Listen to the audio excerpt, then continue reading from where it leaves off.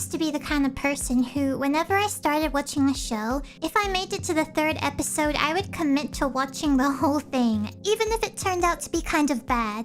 And so, I got curious wondering what people considered to be the worst anime of all time. So I searched online to figure it out. And doing this actually led me to 2 separate titles. And I'm going to watch both of them so that you don't have to. Am I going to regret watching these 2 shows? Oh well, no going back now. The first show that I found is the one that seems to be the most universally accepted as the worst anime ever made. And it's called Destruction on Mars. The episode starts off in space.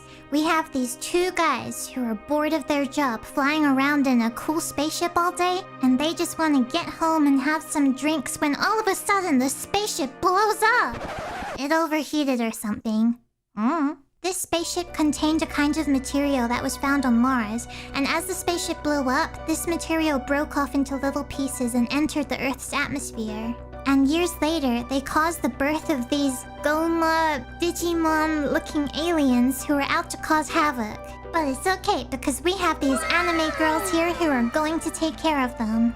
Except one of them doesn't react at the enemy's first attack and immediately dies. But the other 2 still go charging straight into battle, and they're missing every single shot that they fire. Like seriously, he's just standing there still. How are you missing every shot? I find it hard to believe that they had any training for this, I'll be honest. But then we meet humanity's true last hope. This Power Ranger looking guy named Takeru. And he jumps straight into the battle ready to take these guys out. Until one of them catches him from behind and... They gave him this big entrance that implied this is the strong guy. This is the one who is going to save everyone. But then he lasted about 10 seconds in the battle. Like, at least make him look like he's strong. So Takeru almost dies from that encounter with the aliens and is now in intensive care. And in a flashback, we learn that he never wanted to be the hero. It was actually his dad who forced him to wear this Mars suit and take on the responsibility. It is just not explained to us why it has to be Takeru wearing the suit and why it can't be given to someone else, because he clearly doesn't want to be doing it. It just seems like the typical, "No, Dad, it's not my dream, it's yours." Except the dad doesn't seem to even be here, so what's stopping you from just leaving? Next, they decide that Japan has had enough of these fragments causing these monster attacks. So, they're sending the problem over to America to deal with instead. We still don't know what these fragments actually are, by the way, and I don't think that they're going to tell us. All that we know is that the future of the Earth lies in the hands of these 4 teenage girls and Takeru. And going off of everything that we've seen so far, I don't think the Earth is going to be okay.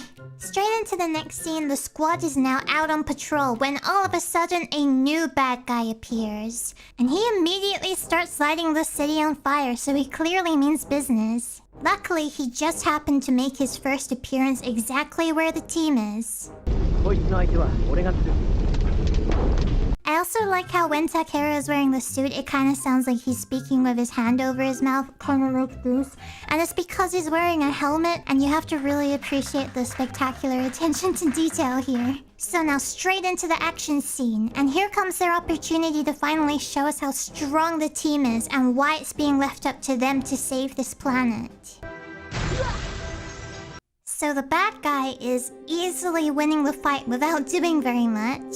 Things are getting tense, the battle looks hopeless for the good guys. When the green-haired girl goes up to Takeru and she's like, "Oh, by the way, I have this weapon you could use." But it is a little risky. But then Takeru uses it and he takes out the monster with a one-hit KO. So in other words, this entire battle and all of the pain that the characters just went through was not needed because they could have started off with that weapon and ended it immediately. They didn't even need to get out of the car. They just chose to do things the hard way for absolutely no reason. Good job! And now that the fight's over and everybody's relieved and just having a little rest on the street, it turns out that they let their guard down too soon because the monster comes back to life. NANI?!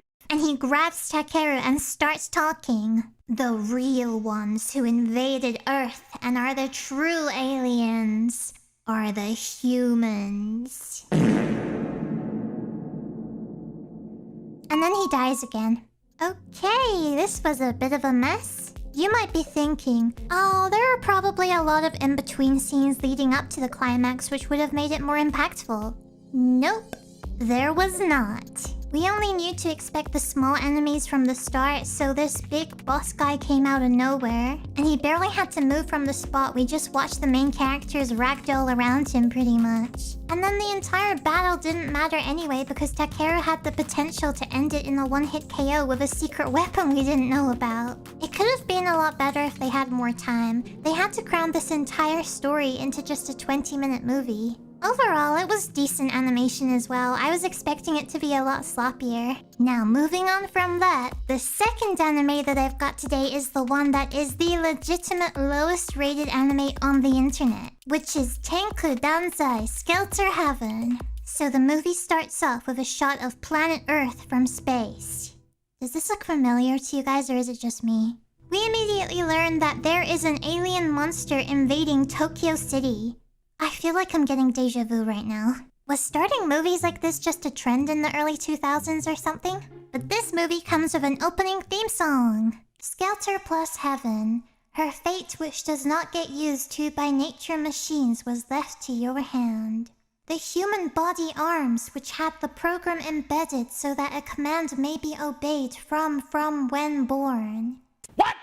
Okay, so we're starting off with an opening sequence that was not proofread. Straight into the story, the threat over the city is this tree-shaped squid monster who is just up there hovering menacingly. And we meet the main characters. There's this guy who I don't think they actually say what his name is, but he looks a bit like Phoenix Wright, except he's kind of rude. And then there's Lane. And these two are a part of an organization that commands these Gundam waifus to fight threats like this one. So I guess this has happened before. Although honestly, this guy doesn't really look like he's doing anything wrong. He's kind of just floating around and checking out the city. We quickly meet more of the girls and get a little preview of what Gundam fighting looks like. Except this little training session ends up with the girls falling in the dirt, and then there's no choice but to have a compulsory shower scene. And while in the shower, Lane has a flashback of a memory from 5 years ago where she witnessed an uncomfortable workout scene.